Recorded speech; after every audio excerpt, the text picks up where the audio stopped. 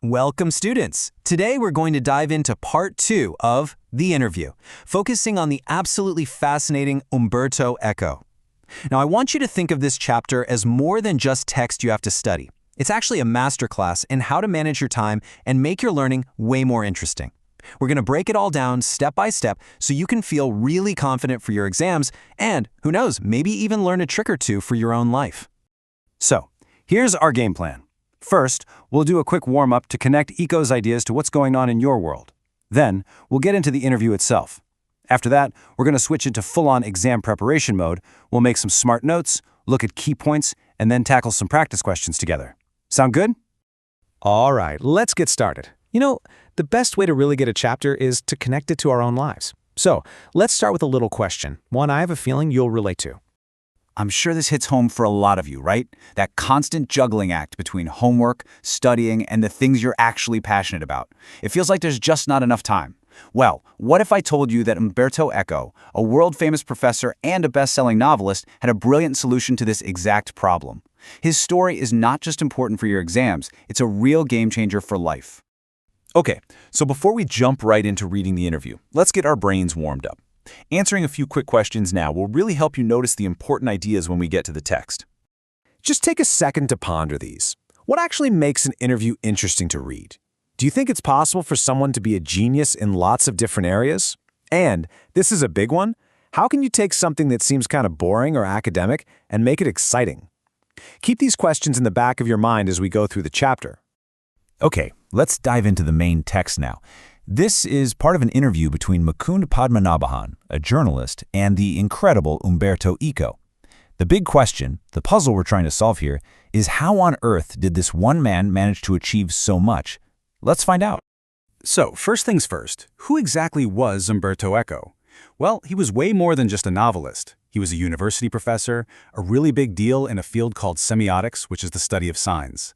In his own eyes, he was an academic first. You know those huge best-selling novels he wrote? He used to joke that he wrote them on Sundays. That tells you a lot about his humility, which is a key trait we need to remember. So how did he do it?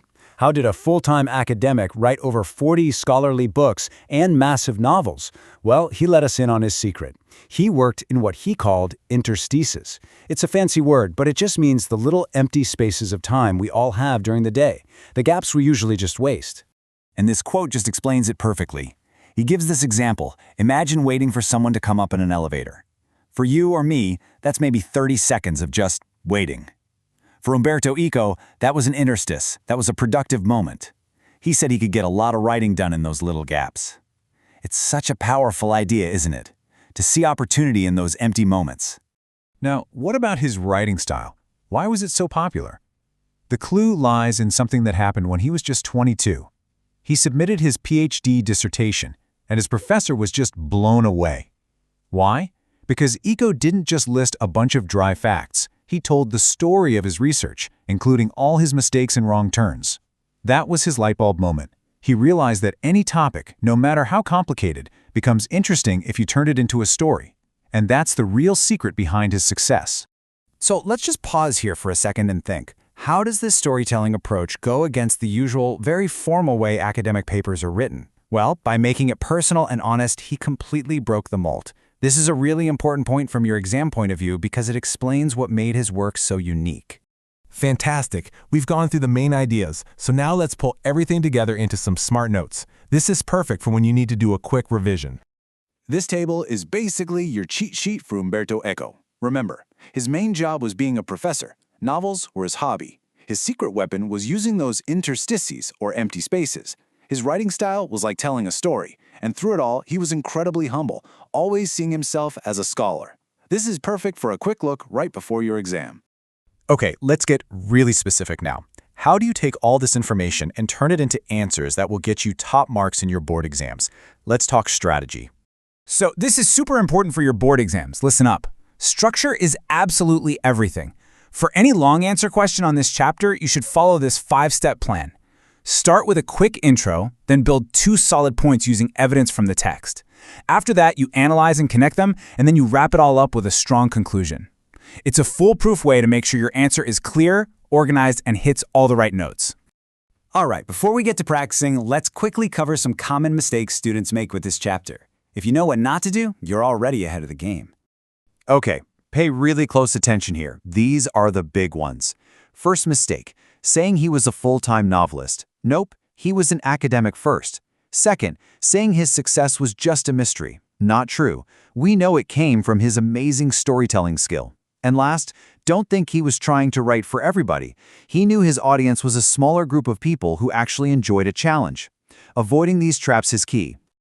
All right, now for what might be the most important section for your CBSE pattern, the extract-based questions. Let's put what we've learned into practice. Okay, read this extract very carefully. This is that light bulb moment we talked about. This little passage contains the entire key to his writing philosophy. It's the secret sauce that made his complex ideas so readable.